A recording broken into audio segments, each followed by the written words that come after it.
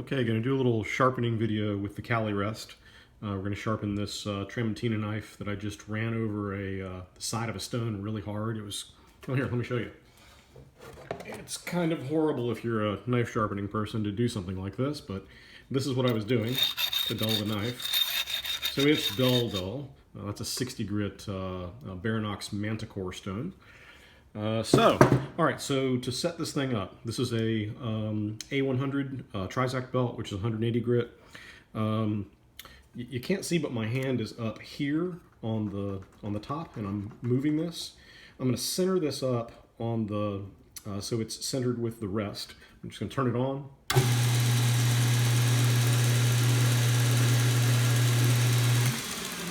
All right, that's locked down now, so it should be correct. I'm going to move this forward and make sure it's centered. It is. All right, I'm going to turn it back on and then get it really close until I can just barely hear it.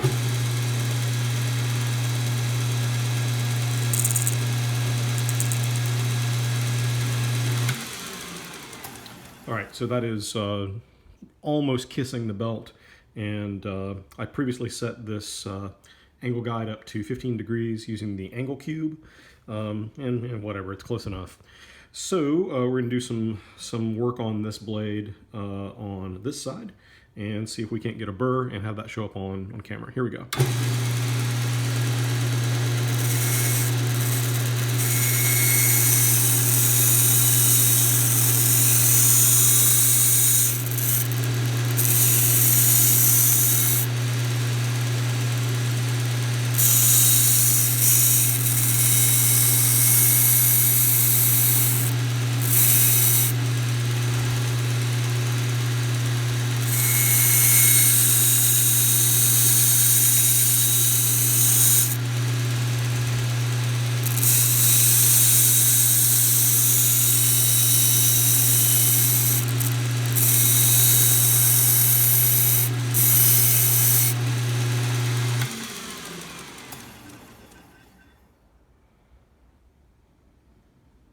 Okay, no burr yet.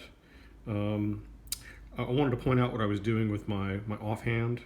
So when I start, I'm putting pressure on the spine of the blade to push it into the belt.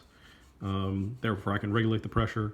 And then as I get to the curve, I switch over here because at some point I won't be able to put my finger on it anymore. I'm going to want my finger over here with the blade in this position where I'm getting the tip. I hope you can see it on camera. I think you can.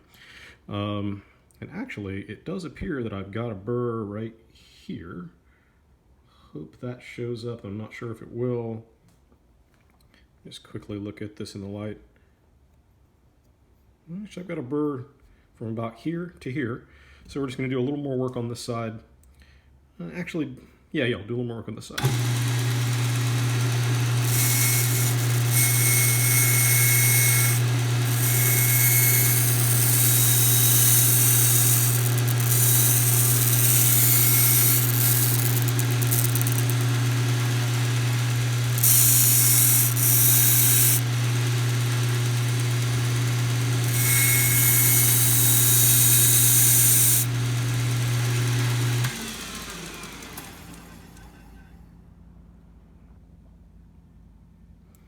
It's kind of difficult to see the burr both on camera and with my eyes because of the difference in angle from where I'm standing to where the camera is and where I had to set the light in order to get any of this to show up on camera well. Normally I just pull it right out of the gap, flip it up and look at it, and the way I have the light positioned from like this direction, I can normally just see the burr right away, which I was hoping to show on camera, but I guess it's not going to. I can feel it down to here, so we're going to work on this area here a little more.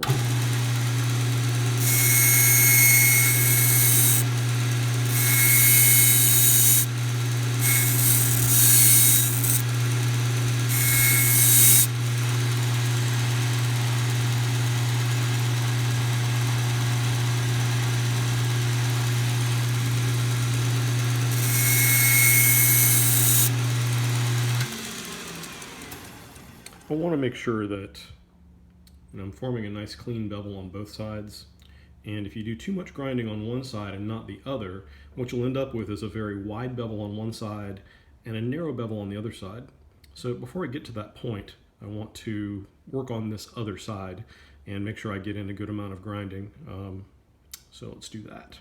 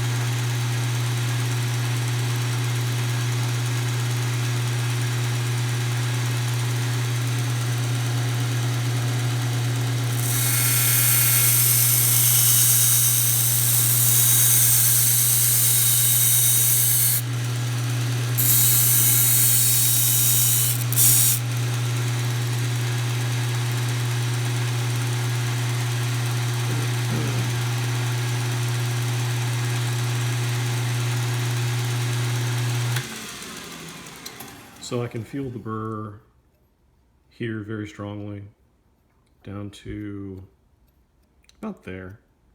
That's where it stops. So I still need a bunch of work from here to here. Do a little bit of that.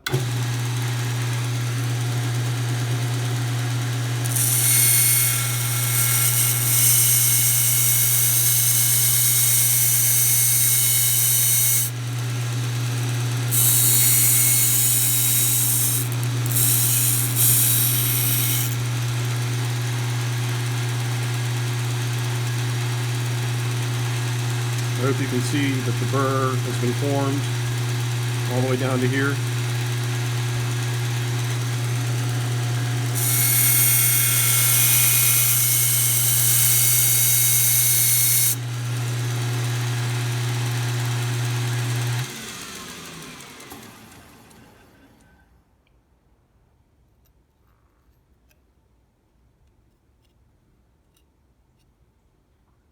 I've got a burr down to right here.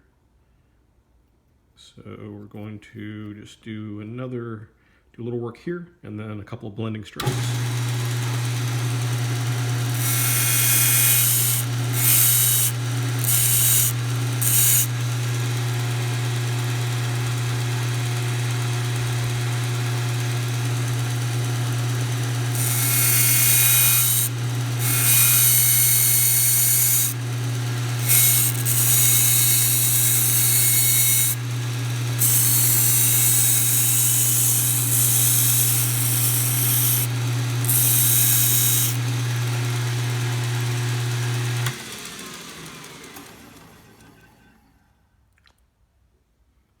I think you can probably see the burr on this side. We're going to do the other side and try and get a full length burr.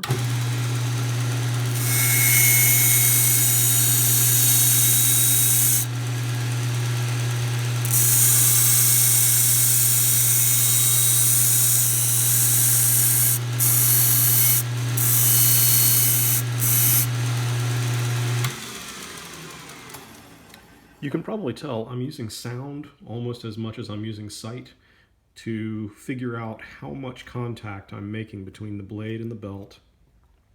Got a nice strong burr here. Yeah, all the way down. This last ½ inch doesn't, and this last ½ inch doesn't. Let's work on that.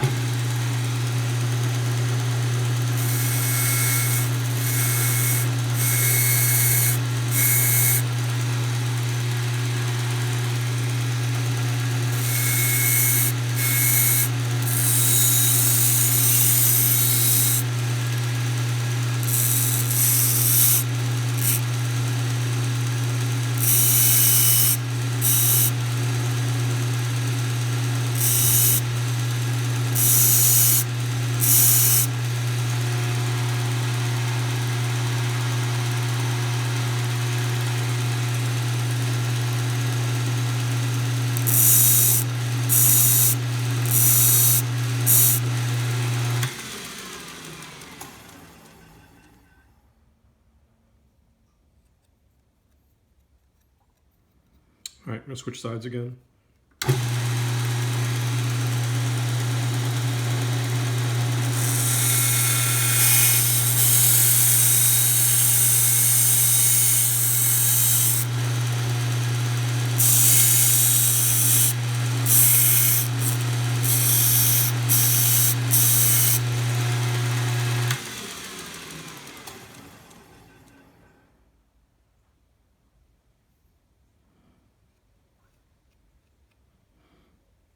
Nice strong burr all the way out to there, almost to the tip, but not quite. And same thing here, about a 1/2 inch here. You know, this area of the blade here from the choil, kind of where you can see it's not an exact 90-degree angle. This area is problematic on a lot of blades. It's almost not meant to be sharp, I think. Certainly that transition area is not meant to be sharp. That is not meant to cut things. So a lot of times you have to do some weird stuff in this area to try to achieve both a good-looking bevel and an actual sharp bevel all the way. You'll see that this one has widened out a little bit, which is kind of ugly. I think I'm just going to leave it there for this particular knife. I may come back a little later. Yep, really strong burr here. I am going to try to get all the way to the tip real quickly. Let's do that real quick.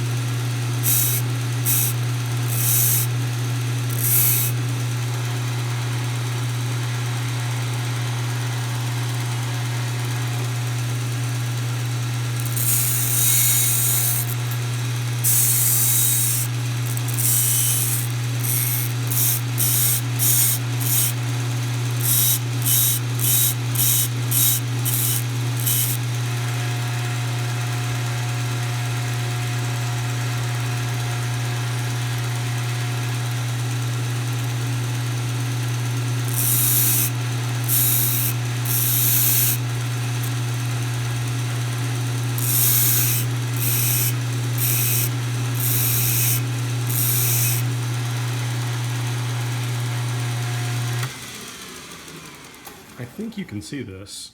The burr goes to right about there. So from there to there, there's no burr. All that work trying to get that last 1/2 inch, and now we're down to, I don't know, less than a 1/2 inch. So I'm gonna do some more.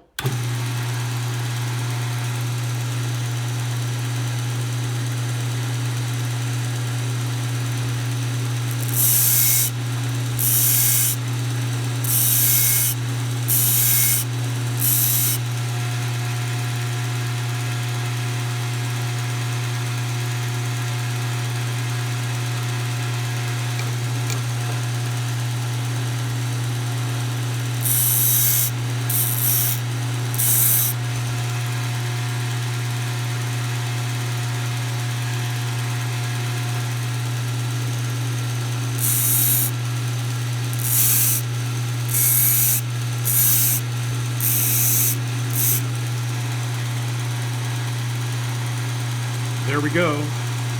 Almost. It's out to there now. Almost.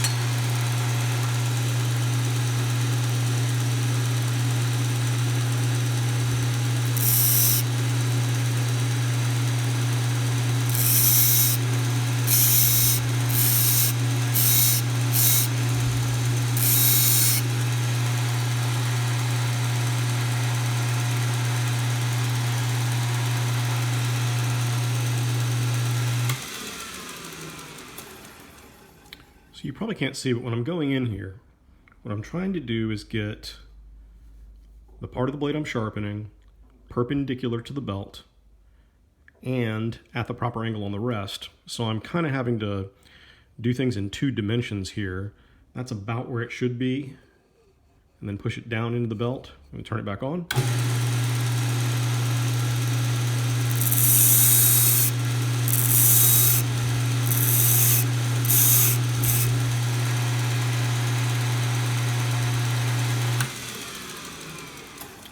That is within about a 1/16 of an inch of the tip.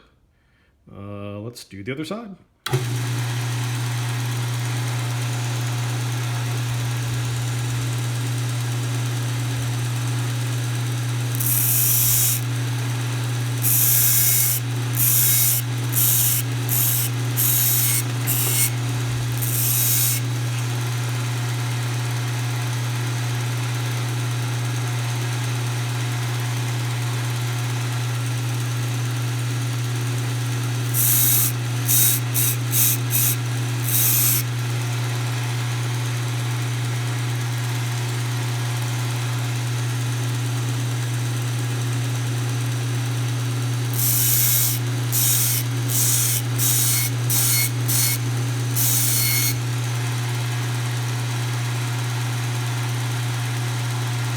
Okay.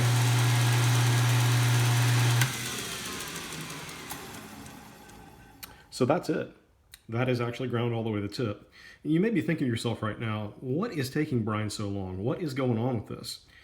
The answer is, I did this knife freehand the first time, and I don't believe it ever achieved a consistent angle bevel all the way from the heel to the tip. I think that when I did the curve area before, I increased my angle fairly dramatically in order to do it fast and to preserve the factory bevel look.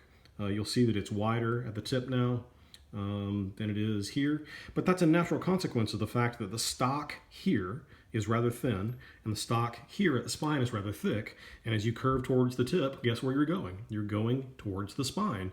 Therefore, the stock thickness at the tip is much thicker than it is at the belly or the straight part, and the bevel width at a constant angle is going to be larger. So this is a natural consequence of an actual correct bevel angle. All right, I think we got full burr end to end, and this video is really long already, so just going to go ahead and cut it off here. I think this illustrates a lot of points about how to sharpen with the Kally Rest, and I'll see you guys next time.